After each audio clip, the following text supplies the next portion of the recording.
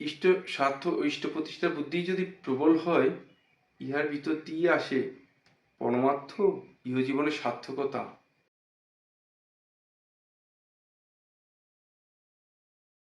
নম গুরুভ্যে নম। গুরুকুলের সকল সদস্যের প্রতি প্রণাম। ভক্ত শ্রোতাবিন্দু জানাই প্রাণডালা শুভেচ্ছা, ভালোবাসা, নমস্কার এবং জয় গুরু। আজকের আলোচ্য বিষয় অর্থ পরমার্থের মধ্যে সমন্বয়। ঠাকুর এটা একটা বাণী দিয়ে শুরু করছি। ঠাকুর বললেন, কামিনী কাঞ্চন নয়কদশে যদি পৃষ্ঠ স্বার্থী হয়, কামিনী এবং কাঞ্চন মানে স্ত্রীলোকের সঙ্গ করে যে সন্তান জন্ম দেয়া, সেইটা দোষের নয়, ইষ্ট স্বার্থে হয়, পৃষ্ঠ স্বার্থে হয়।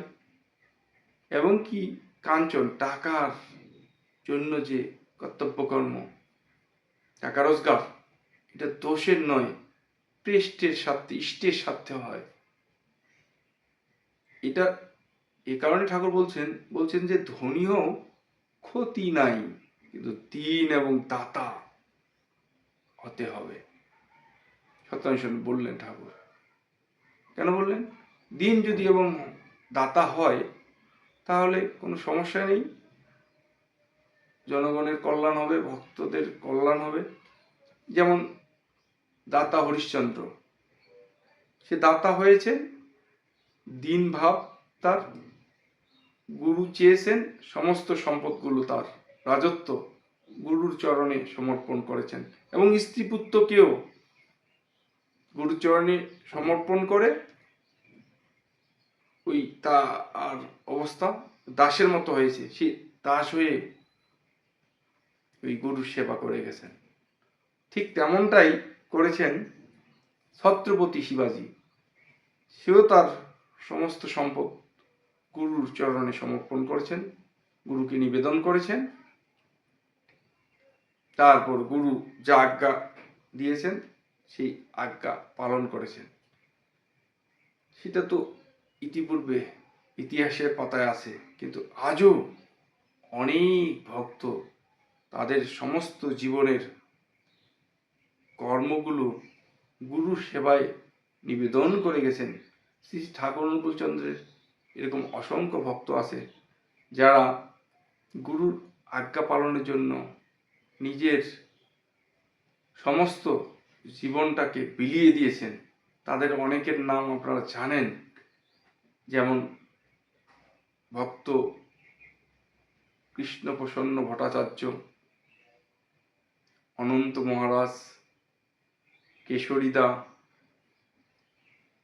এরকম অসংখ্য, সতীশচন্দ্র গোস্বামী, আরও অনেকে আছে, অনেক। তো এই ভক্তরা কি করেছেন? নিজের কর্তব্য কর্মগুলো ইষ্টের কাজে সর্বদাই সময়কে তাদের সেবায় নিয়োজিত করেছেন।